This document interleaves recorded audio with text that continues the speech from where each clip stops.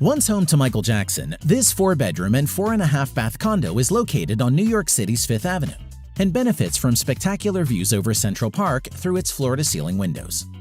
Situated on the 63rd floor of the Trump Tower, the apartment is just a couple floors down from Donald Trump's very own $100 million penthouse.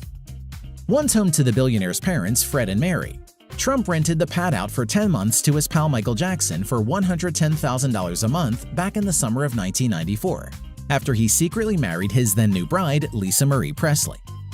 Some residents said that Jackson rented this property in particular because it allowed him to go in the elevator directly to the garage and leave stealthily out the building, avoiding mass hysteria from fans and paparazzi on the streets of New York. This is what the richest newlyweds in America now call home. A skyscraper as big as their marriage, the extravagant Trump Tower in New York.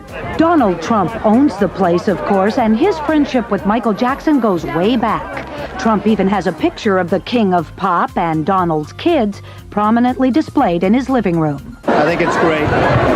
They're very happy, and I think everybody's happy. They're great people. You must have kept this secret for a long time. I've known the secret for a long time, for a very long time. Spanning 3,725 square feet, this grand-scale, customized residence features a grand living room, cherry-paneled library, black absolute granite and marble gallery. The master bedroom suite features a private dressing room, an ensuite onyx bathroom, and expansive and expensive closets. There are lots and lots of rooms. Among the many features of this many-featured home are electric blinds, a private home office, professional park-facing chef's kitchen, a large laundry room, and 28 windows that offer north, south, and west-facing views over Manhattan.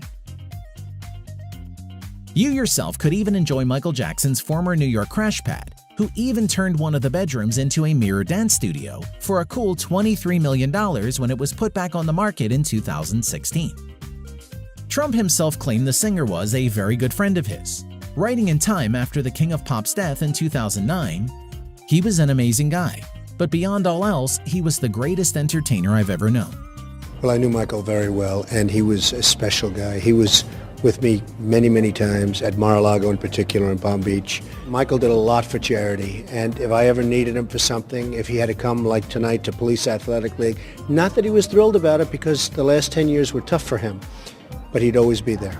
The tycoon also told previously CNN he lived in Trump Tower. "He lives in various of my buildings. He sort of follows me around in the sense that he likes what I have." Mr. Trump first met Michael Jackson in 1988 when he attended a Madison Square Garden concert that was part of the singer's tour in support of his Bad album. After the show, the current president of the United States made a backstage visit to the King of Pop, and they apparently hit it off. In 1990, Mr. Trump even persuaded Michael Jackson to show up at the opening of the Trump Taj Mahal in Atlantic City, parading him in front of camera crews and reporters.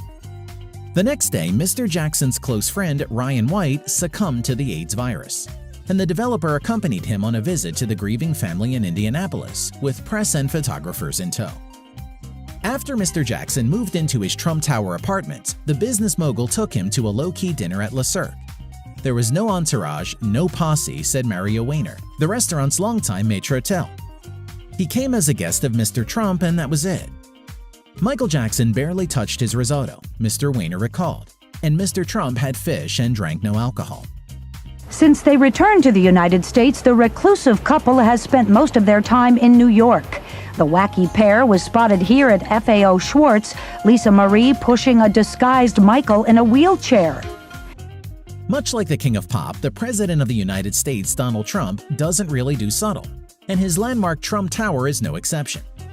Boasting a grand gold atrium waterfall made largely of Italian Brecci Perniche marble and with retail tenants that eventually included Gucci, Landau Jewelry, and the Trump Store, the building is not exactly homey.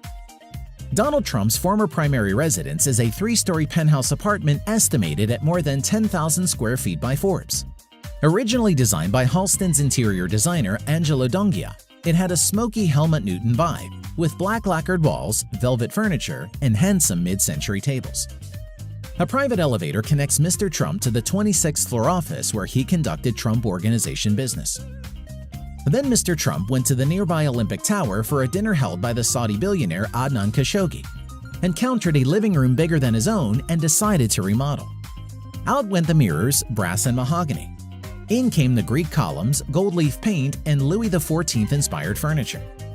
A style much preferred by Michael Jackson and appears to be reflected in his own Trump Tower apartment.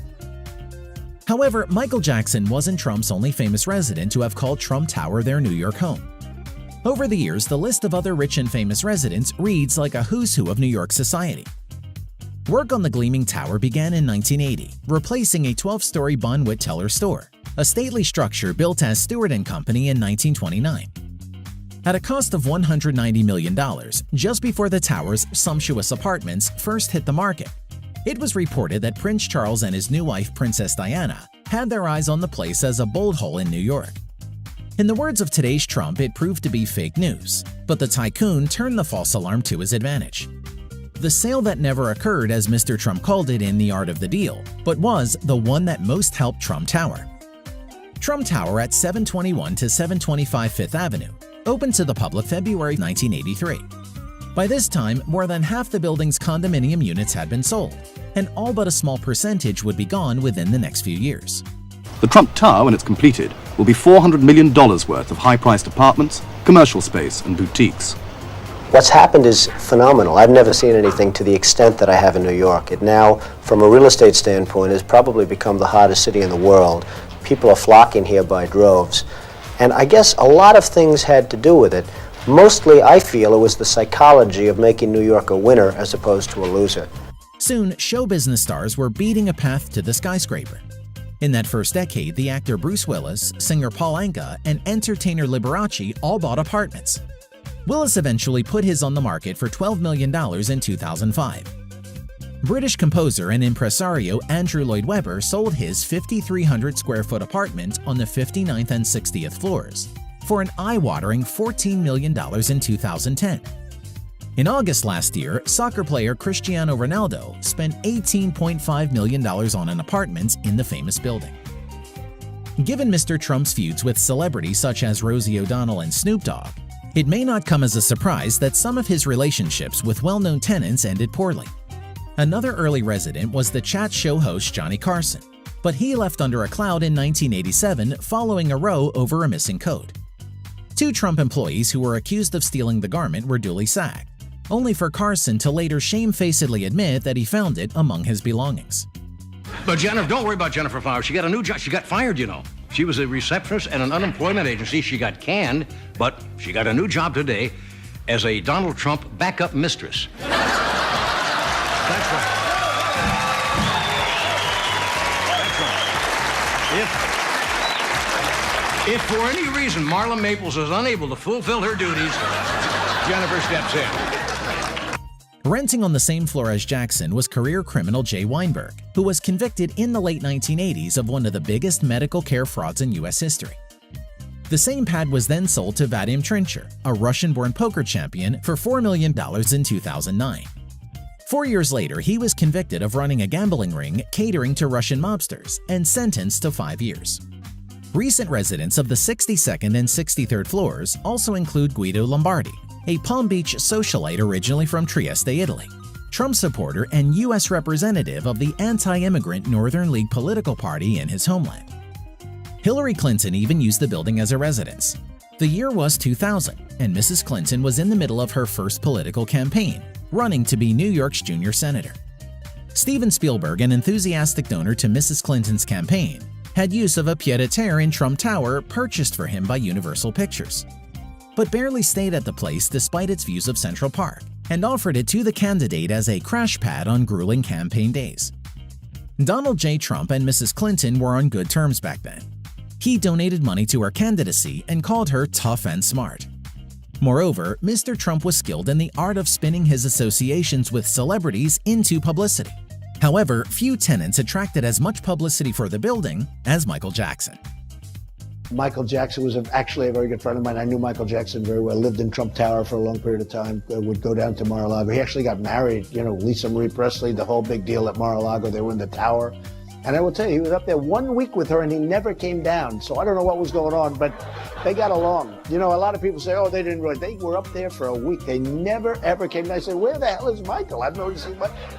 But he was a very talented guy, one of the truly most talented people. I knew him very well. I knew the real story of Michael Jackson. You know, when he died, I would watch people get on. I don't want to mention names, but people that you know very well and people that you interview, and they would talk about Michael Jackson. They didn't even know him. I mean, very few people got to know Michael Jackson. Click here to learn more about Michael Jackson and Donald Trump's unlikely friendship. Or alternatively, check out our other Michael Jackson home tours. Thank you for watching The Detail. We'll see you next time.